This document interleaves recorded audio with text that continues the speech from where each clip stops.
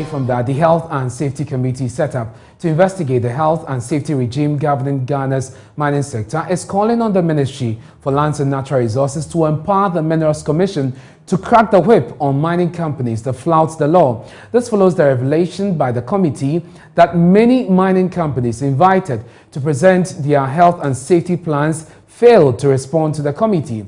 The committee was set up following the explosion at Apiate that killed at least 13 people and left several others injured. Here's the committee chairman, Professor Richard Amankwa, speaking at a ceremony to hand over their report. We had initial discussions with the Chief Executive Officer of Minerals Commission, and in addition to the 14 measures that they have already taken, some of the issues we also flagged. He indicated that he's observed them, he's flagged them, and some action is already going on in those directions, including some issues that I don't want to go into details here.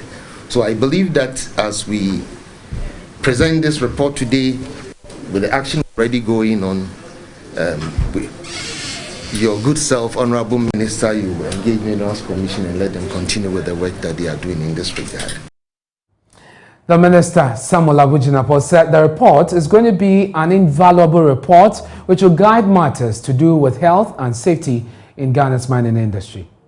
Since this incident, unfortunate incident occurred, all we have done from beginning to now is been anchored on extraordinary integrity and transparency. We do this in service of the people in our country, and so this report and all other reports have been worked on objectively, dispassionately, and by men and women of considerable integrity. And we also, those of us who've been given the privilege to serve in government, will approach the workings of these committees and their outcomes with extraordinary transparency and integrity. As I said when I appeared before Parliament, we have absolutely nothing to hide.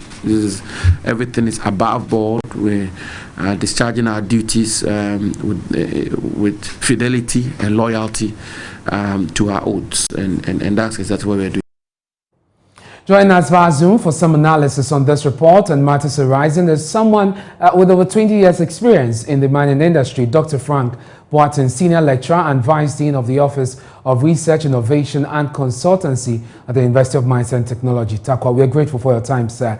From your experience, how would you describe the health and safety regime governing the mining industry in Ghana? I would say it's very robust. And I'll give you so many instances from experience. For instance, if you get into a mine, the first thing they will do is to conduct induction, and this is done by almost every mine. Just a general induction to let you understand the activities that goes on in the mine and how safe they want you to be. It does not end there. If your activity requires that you go into the plant, they give you further induction as to the kind of things you'll be confronted with. If your activities require that you go to the pit, that is where they bring the ore from, they also give you further inductions. Even to the extent that if you have a Ghanaian driver's license and you enter a mine or you are employed in a mine, they test you again and they issue you a mine license for you to drive, just on the mining, premises. And if you are supposed to also drive at the mining pit, they issue you an additional, license for you to drive at the pit. Okay. I mean, this is just to tell you how the mining companies do not play with safety. And of course, because of tougher, regulations, Minerals Commission, the Inspectorate Division will come and shut you down, if you report, a major LTI or you lose, a person. So traditionally, this has been the practice, and it is not so bad. But Apiate, has actually exposed us, and I think it's just about time that we do some review and strengthen the safety regime. And I was just going there because you mentioned it was robust. I was just going to ask, is it so robust enough that you don't need an upgrade or a review? Because we understand these measures have been in the system for a while now, and there's not been a proper comprehensive review.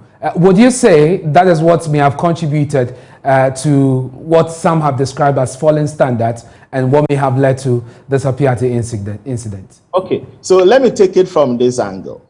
If you would be very truthful, you know, to the safety practices in the mine, in a long while, you haven't noticed or there hasn't been any major safety incident reported in the mine.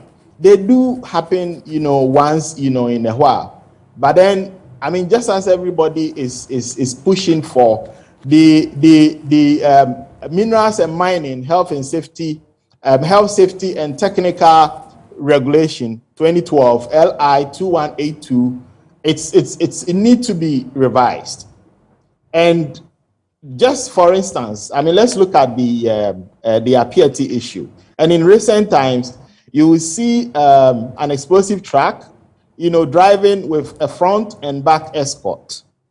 You know, now maybe we need to step it a bit further. I mean, could we even have tracking system in these vehicles? You know, so that, I mean, there will be an additional oversight responsibility for somebody to check the movement of these, you know, vehicles.